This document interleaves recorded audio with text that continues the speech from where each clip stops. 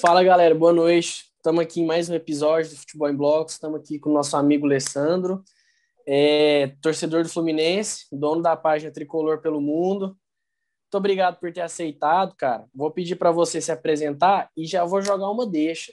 Gostaria que você falasse um pouco sobre esse trabalho do Odair, cara. 2020 foi um ano muito atípico, né? E principalmente no esporte, cara. Quando a gente observa a Série A do Campeonato Brasileiro, a gente vê que foi um campeonato, mesmo que nivelado por baixo, muito disputado, um campeonato tanto em cima quanto na zona de rebaixamento. E eu gostaria que você falasse um pouco do Fluminense para a gente. Eu acho que é um time que superou muitas expectativas que a gente tinha, as iniciais, né? E eu gostaria que você falasse um pouco melhor desse time para nós. Fala, Matheus. Primeiramente, boa noite a todos. Meu nome é Alessandro e, como o Matheus já apresentou, sou torcedor do Fluminense. É sempre um prazer falar do Fluminense. Em relação ao seu questionamento, não tem como contra fatos, não há argumentos. O trabalho do Odair realmente foi surpreendente, para todos nós, inclusive, tricolores. É um trabalho que, particularmente, eu não esperava, que ele deixasse o clube, o Fluminense em quinto colocado, né? A gente esperava talvez ali um décimo, uma Copa Sul-Americana, sendo bem realista, né? Mas conforme o campeonato, como você mesmo disse, totalmente atípico, foi se desenvolvendo, a gente foi vendo um Fluminense combativo, ganhando alguns jogos surpreendentes, empatando com o Atlético fora, onde o Fluminense estava ganhando. O Fluminense, por exemplo, ganhou o Inter 2 vezes, ganhou o Sim. Flamengo, que foi campeão. Obviamente, aí já não foi o Odair, mas é um trabalho, resquício do trabalho do Odair, e perdeu pontos até para times supostamente fracos, times que estavam lá brigando na parte de baixo. Mas, no modo geral, foi um trabalho extremamente proveitoso e que, particularmente, eu só tenho a elogiar. Obviamente, muitos torcedores não gostavam dele, do Fluminense, pela forma reativa de jogar, né? Mas que geraram resultados. Diferentemente do trabalho do Diniz, no passado, que atacava muito, tinha posse de bola, chutava muito a gol, e Sim. resultado quase que zero. Eu, particularmente, gostava também do Diniz, mas futebol é resultado, infelizmente. Então, Sim, o sim. trabalho dele tem esse ponto positivo e ele saiu por cima. A verdade é essa. Acho até interessante você citar essa questão do futebol ser resultado, porque o aproveitamento do Odair no Internacional é um bom aproveitamento. Só que a reclamação do Internacional ser um time arrastado, ser um time burocrático, sempre foi muito presente, né, cara? Você observa o Inter com o Inter do ano de 2019, perdão, aquele Inter que cai para o Flamengo na Libertadores, que perde para o Atlético Paranaense na final, mesmo chegando, era um time muito burocrático na forma de jogar, muito reativo, muito arrastado, né? E com relação à forma de jogar, eu gostaria que você ressaltasse um pouco o modelo de jogo do Fluminense. Esse Fluminense do Odair, como jogava esse Fluminense do Odair? Então, você falou do Odair do Inter, o aproveitamento dele lá foi de 60%. No Fluminense, se eu não me Sim, engano, foi 56%. Mas eu acho que ele mudou um pouquinho a forma de jogar, até porque obviamente são outros jogadores, né? Não é o mesmo elenco, o elenco muda. Eu acho que os jogadores do Fluminense eles compraram um pouco mais a ideia do Odair. E eles foram bem disciplinados naquela tática dele, né? De pressionar em bloco. Não tinha tanto assim aquela posse de bola. Alguns jogos, por incrível que pareça, o Fluminense até tinha posse de bola, mas de um modo geral, ele não atacava muito, mas ele era muito eficiente. Quando chegava, ele chegava até com perigo. E isso gerou um resultado no início do ano passado. Assim que começou a pandemia, aí o Fluminense conseguiu se classificar para a final do campeonato da Taça Guanabara e surpreendeu todos. Um time que sim. supostamente era para ter tomado uma goleada do Flamengo, empatou e conseguiu ganhar nos pênaltis. Isso pela forma de jogar. Ele conseguiu bloquear aquele timaço do Jorge Jesus e ganhou, querendo ou não, é um título simbólico. Hoje em dia não é nem tão importante aqui no Rio de Janeiro, mas é simbólico isso. E durante o Campeonato Brasileiro ele conseguiu manter esse nível de não tão burocrático quanto era o Inter, mas eu acredito que o Fluminense foi calando a boca até de muitos jornalistas esportivos que apontavam o Fluminense como time para cair. E ele foi Sim. aos poucos, ele foi mostrando que não era bem aquilo. Houve, inclusive, a ascensão do Dodi, que é um jogador que já saiu do Sim. clube, mas que mudou muito a forma tática de jogar, que ele era um volante leve, ele conseguia marcar direito, mas ele atacava bem, participava muito do jogo, corria o jogo inteiro. E essa forma de jogar veio muito da forma do Odair, que hoje a gente tem no elenco o Iago Felipe, que é um outro jogador que tem essa disposição absurda. E eu acho que isso é legal o que ele deixou, esse legado da forma de jogar, essa vontade de querer disputar a bola, de querer ganhar. Então, eu não acho que, diferentemente do Inter, não acho que o Fluminense foi um time arrastado, burocrático. Pelo contrário, acho que foi um time até muito competitivo e difícil de Sim. bater. Sim. E até melhor do que o rendimento que poderia ter com o elenco que tem, né? Se a gente for botar bem na ponta do papel, assim. Pegar o salário dos jogadores do Fluminense comparado com outros clubes de ponta do Brasil hoje, o Fluminense ficou no brasileiro acima do, sei lá, Palmeiras, Grêmio, Santos, Corinthians. Santos eu acho que está numa situação até meio parecida com a do Fluminense, né? Se a gente pegar a base, financeiramente falando, o Santos tá pareado com o Fluminense. Mas, surpreendentemente, a gente ficou lá em cima. Então, é um caso a ser analisado, como a gente está fazendo aqui. A gente tem que realmente falar sobre isso. Foi algo interessante de falar do futebol, o que aconteceu com o Fluminense esse ano. Ou melhor, 2020. 2020. A disputa do campeonato de 2020, né? Sim. Perfeito, cara. Bom, agora eu gostaria de falar um pouco sobre a troca de treinador, né? A gente sabe como é que é o nosso mercado, a gente sabe que isso acontece de maneira até corriqueira, né? E aí sai o Odair e entra o Marcão, que é um cara acostumado com a casa, né? Que entende de Fluminense, que nas categorias de base, um cara muito inteligente, um cara de renome, um cara que sabe o que é Xerém, né? O que Xerém pode oferecer para o clube. E eu gostaria que você falasse um pouco, houve mudança de jogo ou você acha que foi uma continuidade? E qual que é a maior contribuição do Marcão nessa manutenção de resultados para o Fluminense? Então, eu sou suspeito para falar do Marcão. O cara é um ídolo do clube. O Marcão, quando vem jogar no Fluminense, o Fluminense estava na terceira divisão. Então, o cara que pegou o Fluminense na pior fase da história do clube e conseguiu levantar o clube, jogou vários anos no clube, é um ídolo da torcida, e eu tinha muito medo disso, inclusive. Um cara que é um ídolo, como o Marcão pegar um trabalho que estava vindo bom do Odair, um bom trabalho do Odair, e assume o clube numa situação precária, financeiramente falando, e ter que dar continuidade àquele bom trabalho é uma situação complicada para o Marcão. Mas, como você disse, ele é um cara que conhece exatamente, ele conhece o clube, ele conhece a divisão de base, inclusive era o trabalho que ele estava fazendo no clube, no Sub-23 do Fluminense, que é um projeto novo, né? Um projeto dos aspirantes. E, a princípio, o Marcão não apresentou bons resultados. Isso deixou... Eu fiquei muito preocupado. Porque eu sempre falei isso pro meu pai. Caramba, pai, o cara é ídolo. E vai fazer besteira como técnico, vai dar ruim para ele, vai dar ruim para a imagem dele, vai prejudicar ele. E ele conseguiu, com a calma do Marcão, não sei se vocês conhecem o Marcão, na hora da entrevista, um cara super calmo, super gente boa. O nosso amigo Guilherme, que faz parte aqui, adora o Marcão, porque ele começou lá no Bangu. E é um cara, assim, que todo mundo gosta dele. E eu acho que foi esse ponto que ele conseguiu mudar no clube, na forma de jogar do Fluminense, aliás.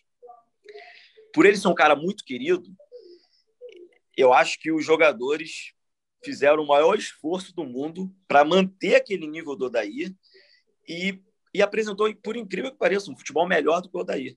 Mas aí eu destaco, como já havia falado do Diniz, eu destaco assim, o seguinte, o Marcão, acho que ele absorveu um pouco do Diniz e um pouco do Odair, e virou meio que um Marcão. Então, acho que o Marcão tem essa mescla aí de vários treinadores que vieram passando pelo clube, e ele sempre ali dentro, observando tudo, vendo tudo. Ele meio que botou o Fluminense para tocar mais a bola, ter mais um pouco de posse, sair jogando sem dar chutão para frente. Ele mudou um pouco o estilo de jogar. E, no final das contas, acabou igual o Odair. Quinto colocado que o Odair deixou, Marcão quinto colocado. Então, eu, novamente, adoro o Marcão. Ele vai continuar no clube aí por vários anos. Vocês já estão sabendo, ele vai ser o assistente direto aí do Roger Machado, que acabou de chegar no clube. E Marcão é isso aí. É ídolo e conseguiu fazer um trabalho com a cara do Marcão. E é isso que importou para o clube. Perfeito, cara. Inclusive, eu acho que vale destacar também que o time do Marcão, ao meu ver, ele é um time um pouco mais combativo, cara. E aí eu acho que vale ressaltar um jogador que, para mim, ele é primordial para essa virada de chave no trabalho do Marcão, que é o Calegari, cara. Cara, como é combativo o Matheus Calegari. Tem decisões erradas? Tem. Tomada de decisão dele ainda é ruim, porque ele é muito novo? Sim. Mas tanto defensivamente, ofensivamente, é um cara extremamente combativo. Aquele Fla-Flu, cara, o que jogou o Matheus Calegari foi assim, foi Então, o sensacional, cara. Calegari, eu venho acompanhando o Calegari. Aliás, eu acompanho a base do Fluminense desde o sub-17. Eu prefiro o sub-17, porque antes disso fica muito complicado a gente ver o que vai acontecer com o jogador, Sim, né? A partir do sub-17, você já tem uma noção do que o garoto pode vir a ser. sim. E o Calegari, eu venho acompanhando ele há bastante tempo. Não só o Calegari, como o meio-campista agora também, que tomou a posição ali. Meu Deus, me fugiu o nome dele. Martinelli. Martinelli. Tá jogando fino, entendeu? Tá jogando muito. Calegari, Martinelli, eles jogavam na mesma época. E eu acho também que ele encontrou a zaga. O Fluminense sempre teve um problema Sim. na zaga. Lucas Claro, um monstro na zaga. Monstro.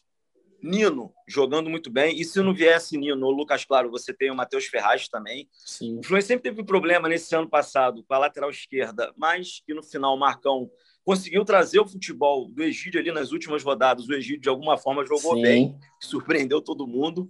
Mas eu acho que não só o Calegari, mas o Martinelli também foi um ponto excelente aí para o Marcão ter essa... E o Fred. Vamos falar do Fred também, porque o Fred pode ser o que for. O pessoal chamou ele de cone, o pessoal falou que ele está velho, mas ele tem uma liderança importantíssima no elenco.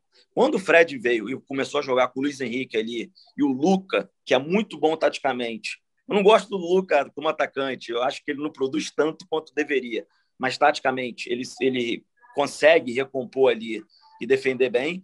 Então, assim, foi um composto. Não foi... Calegari, sim, eu acho que é um garoto que vai ficar aí disputando a vaga com o Samuel Xavier, que veio do Ceará, mas, de um modo geral, ele fez essa mescla. Juventude, base, Xerém, com Nenê e Fred.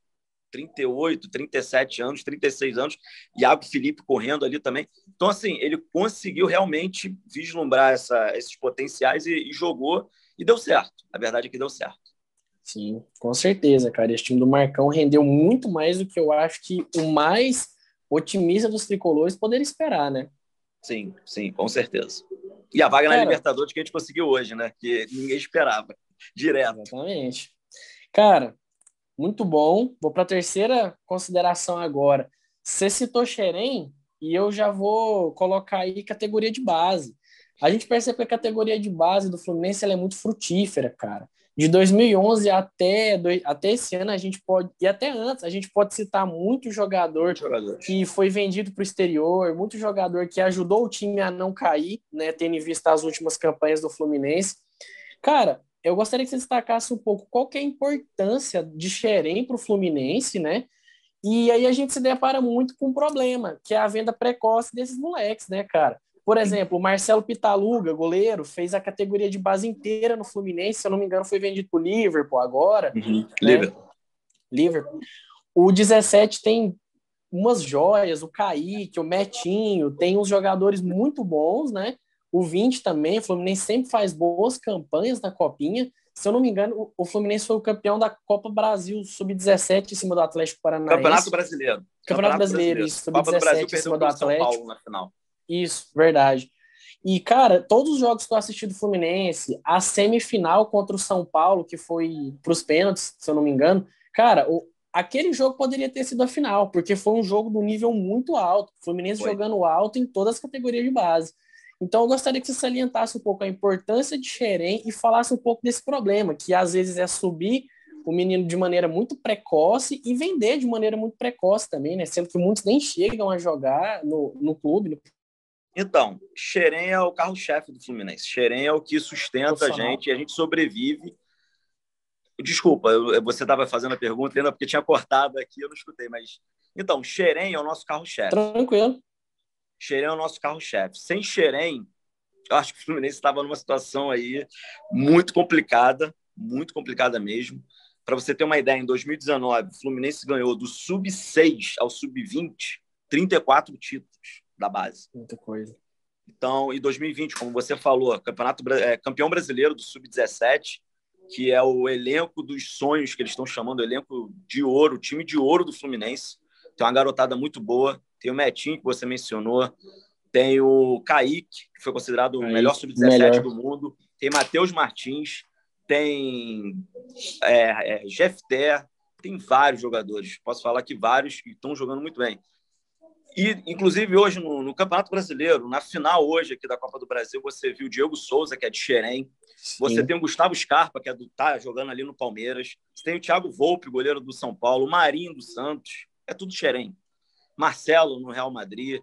Fabinho no Liverpool. Você tem vários jogadores que vieram de Xerém, mas tem esse porém que você falou que realmente não sabe vender. Eu, particularmente, é política, não tem jeito. E tem muita questão de empresário que desde novinho já vai lá, pega o garoto. E o Fluminense, de alguma forma, vende muito mal sempre. Vende muito, muito mal. Diferentemente de outros clubes que conseguem vender por preços muito melhores. Mas eu acho que essa venda ruim tem muito a ver também com o passado recente do Fluminense de ter uma crise financeira constante. Então, por você ter uma crise interna, você tem que aceitar o que te dão. Entendeu? Então, se oferece 10 milhões, você tem que sair vendendo. Evanilson, por exemplo, no Porto, saiu praticamente de graça. Entendeu? Você tem o Pedro, Gerson. O Fluminense não ganhou dinheiro, ganhou pouco. Deveria ganhar muito mais, mas ganhou bem pouco. Então, tem muita política que eu acho que está tentando, a diretoria atual está tentando resolver esse problema. Você tem o Arthur, hoje assinou contrato profissional, o Matheus Martins, vários jogadores que estão tendo destaque na base, já está tendo uma preocupação maior, coisa que não vinha tendo no passado recente. Então, acho que isso é um processo também que o clube está tendo que ver os erros e falar, poxa, a gente tem que mudar isso aqui agora.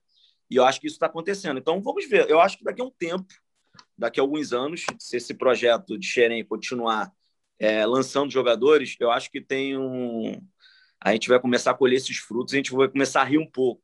Que durante os últimos anos aí, a gente não está rindo muito, não. A gente está meio que triste, lutando para não cair. Esse ano foi diferente, como a gente já falou aqui na conversa, mas eu acho que o Xerém tem esse potencial, sim, de levar a gente a outro nível, entendeu? Pô, interessante. Cara, por fim, né, eu gostaria de tratar um pouco sobre a expectativa para essa temporada. Não teve pré-temporada, né, não teve aquele período que a gente fica sem jogos, que é só especulação, né? Então eu gostaria de saber como é que está a expectativa para essa temporada, com relação a Libertadores, com relação ao Carioca, Brasileiro, com relação à subida dos jogadores da base, né? Fala pra gente como é que tá a expectativa mesmo para esse ano, sobre o ano do Fluminense. Então, para mim, tem que ser realista, né? Para mim, o fato de ter trazido o Roger me trouxe uma esperança um pouco maior, porque ele é um cara que já está rodado aí, já tem um aproveitamento bom. O trabalho geral dele está acima de 50%, se não me engano, são 56% de todos os trabalhos que ele realizou até hoje. No Palmeiras foi 68% o trabalho dele. Então, ele já disputou Libertadores, já foi semifinal de Copa do Brasil, Campeonato Brasileiro. Então, isso para o Fluminense é interessante. Você também tem um cara que já tem esse know-how aí, essa bagagem, e ele também é um cara que veio para agregar. Mas a gente tem que ser realista. Libertadores, o Fluminense não vejo como chance de título, mas chance, de repente, de chegar numas oitavas, numas quartas de final. Quem sabe uma semifinal. Mata-mata. Quem sabe uma semifinal, porque o time pode crescer também durante o campeonato. Isso acontece. A gente vê aí vários campeonatos, no final, às vezes o time está ali, começa a engrenar e consegue. Mas eu vejo que a nossa oportunidade está muito baseada no treinador que precisa de tempo. Ele vai começar um trabalho agora. Então, se ele, no começo, pegar ali o Carioca, fazer uns ajustes, até porque o Fluminense agora está jogando com o time alternativo, mas fizer uns ajustes, começa o Campeonato Brasileiro, vai jogando um aqui, outro ali, e engrenar, quem sabe? A esperança de todo torcedor é ganhar título, né? Na realidade, eu acho que a gente tem que ter o pé no chão, não para esse ano, talvez, mas quem sabe ano que vem? Quem sabe ano que vem? Entendeu? Com essa mescla experiência, juventude, pode dar certo. Até porque eu vou falar uma coisa aqui, na década de 80, quando o Fluminense foi campeão brasileiro, tricampeão carioca, o Fluminense tinha de 24 jogadores, se não me engano, 20 eram da base. Então já está começando a ter esse pensamento novamente. É uma mistura, você troca experiência com jogadores que já têm bagagem e bota a garotada para jogar. Quem sabe isso pode funcionar novamente, entendeu? Então eu tenho uma esperança que tenha um posicionamento talvez bom, melhor do que o ano passado, talvez. Não digo nenhum brasileiro, mas uma performance melhor. Cara, interessante esse ponto que você tocou aí, do Roger ser um treinador que precisa de tempo, do Roger ser um treinador de projeto. Eu concordo com isso, cara, e eu acho que muitas vezes isso pode ser até um motivo de preocupação, porque a gente pega um cara igual foi o Thiago Nunes no Corinthians, né? O Thiago Nunes também é um treinador de projeto, que ele fez no Atlético, a entrevista dele, ele fala, ele chegou para ser treinador do Sub-20, um ano depois ele estava ganhando tudo com o Atlético, tudo que ele disputou, tirando o Brasileirão, né? Uhum. Mas ele chega no Corinthians com a mudança de mudar aquele DNA do Corinthians, né? Uma forma mais reativa de jogar, que foi adquirido. Só que ele começou a colecionar os resultados ruins durante o Campeonato Paulista. E aí começou aquela pressão. Ei, não pode cair no Paulista, é vergonhoso. Não caiu. Classificou como? Cruzamento na área, gol do Avelar de cabeça, gol do Gil de cabeça. Chegou na final contra o Palmeiras, perdeu nos pênaltis. A conta chegou no Brasileiro. Corinthians, no início, fez campanha de time que ia brigar para não cair. Você acha que isso que corre o risco de acontecer isso com o Roger no Fluminense, tendo em vista que, calendário enxuto, pouco tempo para treino, muitos jogos, muitas competições, financeiramente o Fluminense é um time enxuto, então você acha que corre esse risco, cara?